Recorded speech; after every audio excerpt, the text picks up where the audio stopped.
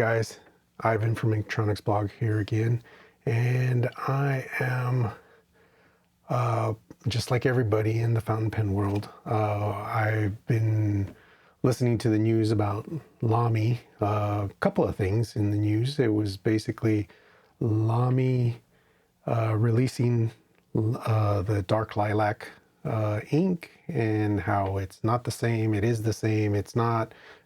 Who cares? It's ink, right? Just kidding. So, and then the other news was that Lamy got purchased by Mitsubishi Pencil Company. Both items have been just, everybody's been going crazy about it, which got me thinking. I don't own Lamy Dark Lilac, but I do own several Lamy pens, or Lamy. And I just wanted to share my collection. It's a small collection, but I just wanted to share it. So let's get into this.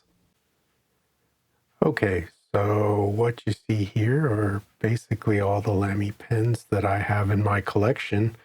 And let's start with this one here. This is the Artist Special. I don't know how to pronounce that, but you can see on the clip right there, it says Artist, and it's also written on the barrel.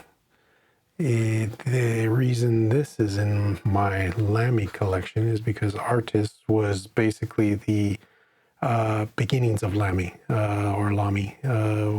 Before the company was called Lamy, it was actually called Artist. And so this is an older pen. I can't remember exactly. I think it's from the 30s. I don't remember exactly, 30s or 40s. It has quite a flexible steel nib. The blind cap here reveals the piston knob, and so it's basically you just turn that and you can see piston there going in, and that's a cork piston. So it runs really smooth. I got this on one of the forums, FP Geeks forums, where a gentleman restored this, and I saw it and I just thought I had to have it. I use it sparingly, just because it is so special, especial, and so I do use it. It's just that I don't use it very often, and I don't like to take it out of the house. I'm afraid I'm going to lose it. So there's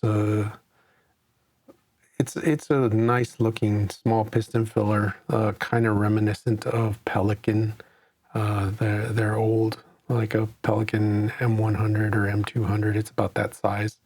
So it is the smallest one here in the collection, as you can tell by that view there. Then we have the Lamy CP-1, and it's just a pull cap. This is the one that they call the Lamy 2000's little brother. It is cartridge converter fill, and you have to use the other converter, the one with the black end, because it doesn't have the little wings on the end, kind of like the Safari, the Z, I forget, is it Z28 or Z24, something like that. But yeah, you do have to use those thinner converters. It is a spring clip there. The body is brass. This end piece here is plastic. Some people don't like that. It does post, so you can post this and it posts securely. It's not going to fall off. So, and I have it with a 1.1 millimeter nib on here. I really enjoy this pen. It's inked up a lot. I just barely cleaned it out and decided to put it away for a little bit, because I inked up a bunch more pens. And this is the Lamy, I forgot what model this is. It's real similar to the CP-1. It's in brushed stainless steel. Also has a Lamy 1.1 millimeter on here. I really like the Lamy 1.1 millimeter nibs. The section there makes it for really easy gripping. It's not slippery, but when you're inking it, it also has one of those really thin converters, or the ones without the wings. But the converter, or when you're filling the ink, or filling the pen with ink, these little grooves here catch a lot of ink, and you're wiping it constantly to try and get all the ink out. And I made the mistake of using diamine Cera on this, and it took me forever to get that off, just because of all the grooves here. It's the grooves plus the what's it called? I forgot what this finish is called, the brushed finish. So you have the brushed, alternating smooth and brushed finish here on these little ribs, if you will. And that is just hard to get ink out of. So if you're going to use this pen and you're going to ink it, it's probably better to ink it using the converter. Just suck up the ink using the converter and then put it in your pen. That's the best way I've come to ink this pen, and it doesn't make a big mess. Again, the cap, that's spring-loaded clip there. You have the Lamy logo there, brushed stainless steel. It's a really nice pen. Positive clicking there. It's snap cap. Well, let me get it close to the mic so you can hear it. So very solid and very nice. The end on this one, they made it metal, so it also posts nicely. And if you want to see, I believe on my website, I have a review of it. I'll try to link to it in the description. All these pens, if I have a review up on my website, I will go ahead and post a link to those reviews. Then the Lamy 2000, the Macrolon finish, brushed finish. Again, this one is a broad nib. Has that infamous sweet spot. So it is kind of difficult. If you get out of the sweet spot, it's going to skip a little bit. So once you have it in the sweet spot, it's nice to write with. I'm planning on getting this nib reground to a cursive italic, but I don't want to do it myself. I probably could do it myself, but I just don't want to risk it. So I'm going to send this one out to get reground. Then we have, oh geez, I'm blanking out on the names of these. I'll put it in the description, and also I'll flash the name on screen. But this one is a screw cap. It's very reminiscent of the CP-1 in that it kind of looks the same, but it's not. That has a broad nib on it, a black broad nib, and this one has the converter also.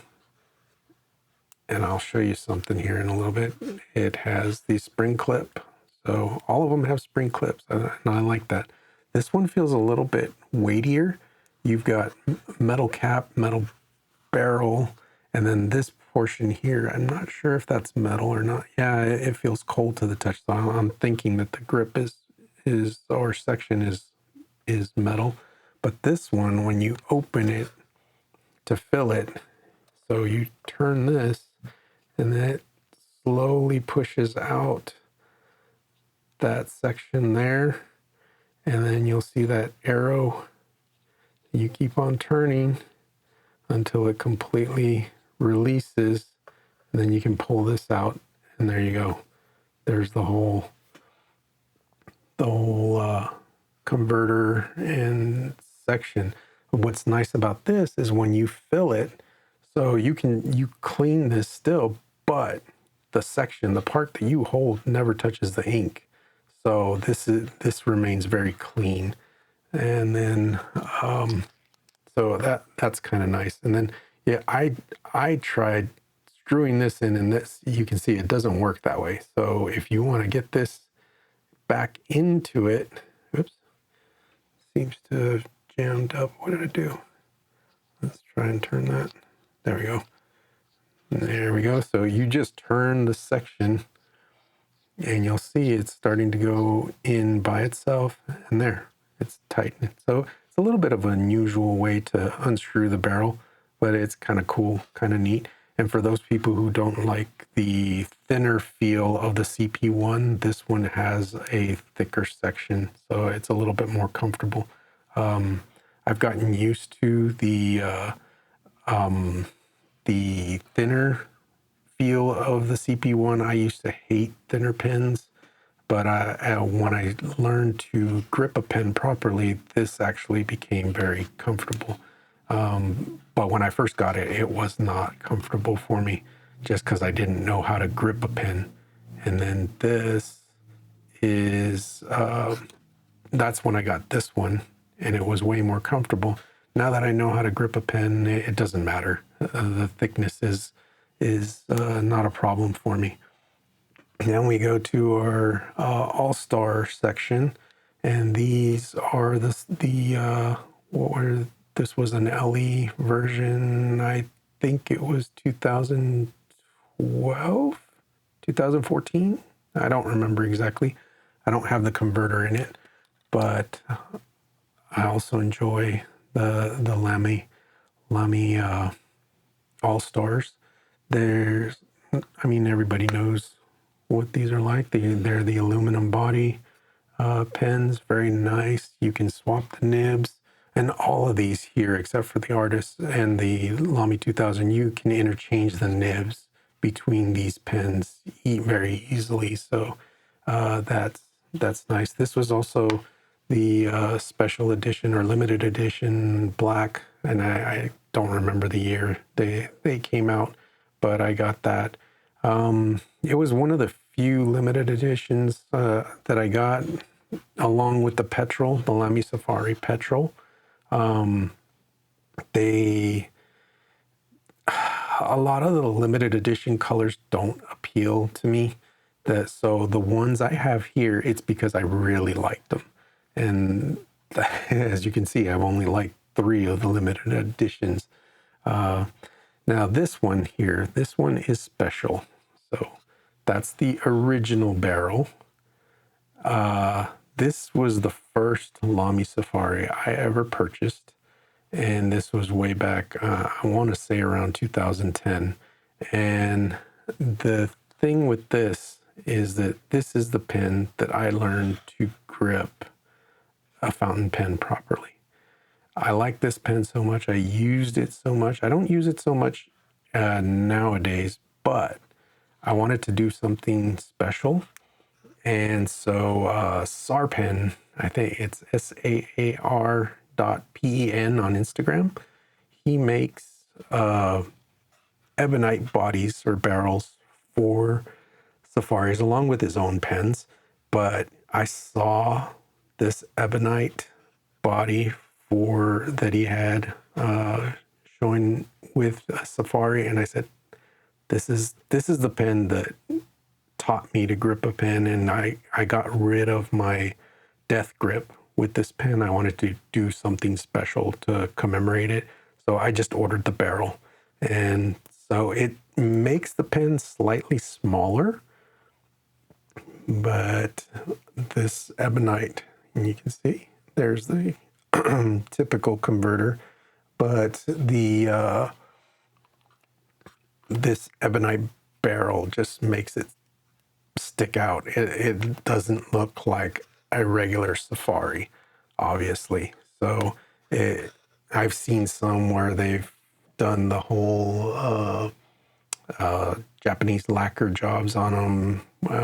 There's a couple of people on Instagram and Facebook that can do that, but this ebonite that almost looks like wood, it really caught my eye, and I kind of have a a bias towards orange and browns in pen bodies.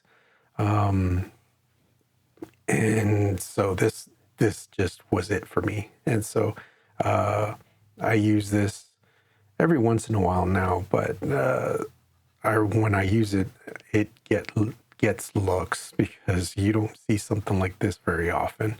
But that I still keep the original barrel. So there's the original barrel, but that's pretty much it. My collection of Lamy pens, and I keep them in this cigar box. It's convenient to keep them in these boxes.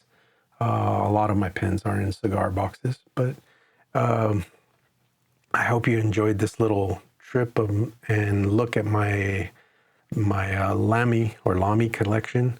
And I hope to see you in the next video. Thanks a lot.